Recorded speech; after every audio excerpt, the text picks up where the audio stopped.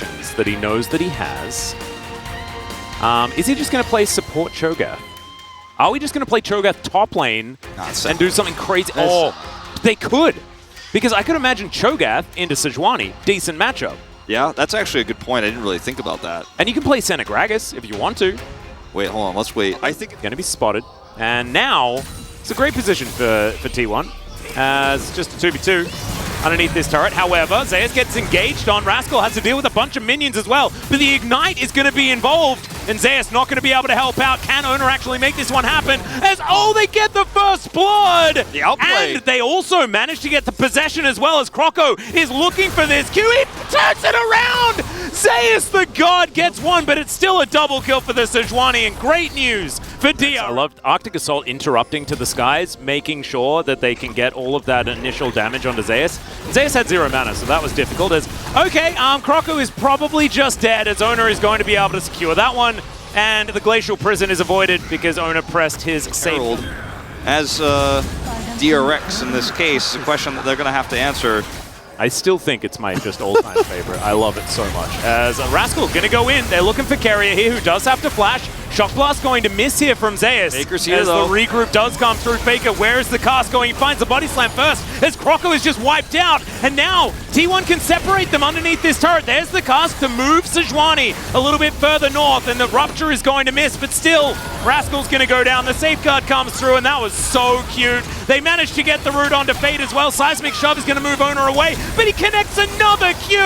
Double kill for the jungler. There's a reason why he's like a 90% win rate on this. These dives are set, and Rascal's like, I just want to kill the minions. I just want to farm. I'm 40 CS down against this Zeus Jace. Well, Gumayusi is in a rough spot here. I don't know whether the alcove will save him, as he yells at the air, and I would be yelling as well if I was cornered, and a Cho'Gath. But he has his Rod of Aegis on. Guma's like, okay guys, I thought we were doing the Cho'Gath game. You guys are doing the Zeus Chase game over there. Yeah. Like, I thought this was the game we show off the Cho'Gath. Yeah, you guys playing the Lee Sin game again? We played that game so many times. His Owner is now going to get taken down. There we go. Croco's going to turn into a Lee Sin. Let's see how he goes. His body slam, pretty good ability, but the Glacial Prison is going to come forward, and now the turnaround. A possibility here for DRX. And Croco answers back. They did not save the turret. Zeus is going to get the turret. Owner and Croco in perfect balance right now. 3-2-2, 2-3-3. True. 2-1-2 for both of the top laners. What does it mean? Second Drake here. Let's find out what soul it's going to be.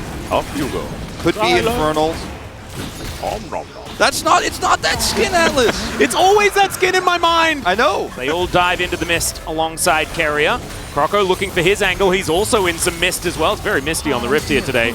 As the snare connects onto Dr. and of course the Q does as well. Kick flash. But no one actually falling down there. The turret, though, does go down, which is pretty huge. Fate. Oh, dear. There's the flash.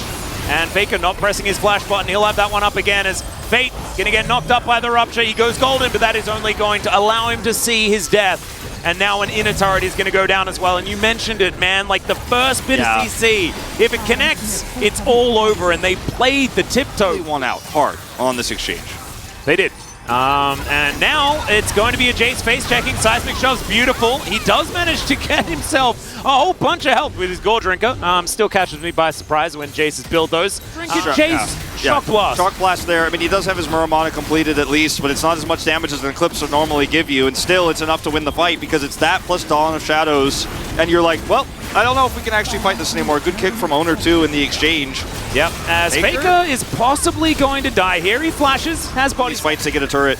Yeah. And that's what they need to do because they need to end this game fairly quickly, and getting these structures off the map is going to be the easiest way to make his way over. Didn't have to teleport as another Shock Blast is going to come through. Gets the squishy targets beautifully there as Dr. dives on top of the Jace. And Zeus is going to go down. Oh, To the Skies does so much work, but he's not actually able to lock down any kills. Something's happening in live right now, as it is. It is, and that's a Seismic Shove. So Gumayusi gets a big Seraph Shield, but I have a feeling they're still going to be able to burn him down. It takes a while, but there we go. And that's the Zeri picking up the kill. And now Croco, he's going to turn into the Cho'Gath. He gets kicked in. More online. She's already on her 2-item spike too, but it's a game of CC right now. Oh, well, they're going to be able to find another catch here as Carrier in a bit of trouble. Dawning Shadow not going to work because he's going to fall down the Rupture.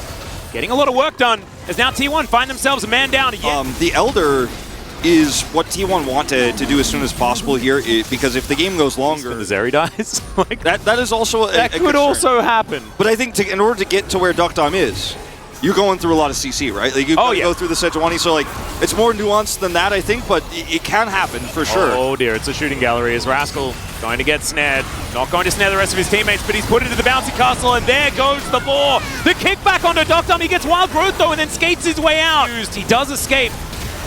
But there is a lot of panic here on the DRX side, and T1 just going to get back to work here. Zeus and Ona. Oh, he's flashing. All right. Body slam comes in. He slows down Duckdom. He's like, guys, I found him. I found Duckdom. If Duckdom has flash and doesn't die, I mean, it's hard to play. Zeus is on the flank. He just dives on top of Beryl. The Baron is going to be taken. Ona had to do it by himself in the end. I mean, if Duckdom is alive, there's a chance. Where there's this area, there's a way. There is. Pushing all these turrets down now. I mean, T1 are just multitasking so much. They are doing so many things all at the same time. This inhibitor is going to go down. The Baron... I mean, with the money they've just picked up and the map control, okay, Faker might not actually get out of here alive. Well, we'll see. Doesn't have the cask. There's the permafrost. Gets put in cold jail as well. As Duckdom might be able to get yet another kill. He goes golden. Buying some time. He is, but he's still going to be dead. And Duckdom is going to be given his third kill of the game. He almost had enough to just with his extendo beam. He's got wild growth on him. But now it's just a war of attrition with this Baron buff, and T1 are pushing through. They have one inhibitor down, they're pushing for a second. Well, there's the rupture. Gumayusi just standing in front of his team. He steps on a seismic shove, but it doesn't matter. He's just going to hit this turret. Cask flies through. Beryl going to be knocked back. Double knock up there onto Rascal and Duckdom, but the inhibitor is what T1 are focusing on. Fate takes a shock blast, and DRX are just trying to hold on. They need to find a window to get some sort of counter engage here. T1, I mean, that's the thing. Like, they're trying so desperately, but they've done enough damage to Duckdom. They feel like they can keep pushing this. And they can just do this until the Elder spawns. Yeah, he just walked back. Dawning Shadow is going to bring him under half health. They can try to end now. Yeah, as another seismic shove for Gumayusi's just soaking all of this damage. Defensive flash, but there's the rupture. He yells at the Sejuani, and she is going to go to the death chamber. Duckdom cannot get in range. Finally, he's going to open. The kick is immediately there from Ona. He puts down the Zeri, and the Nexus explodes. Oh man, T1, they played this game on hard mode. They made it look like they had prepared this for weeks and weeks and weeks, months it almost felt like. And sure, there were some serious issues in the mid game, closing out fights, getting those picks to stick.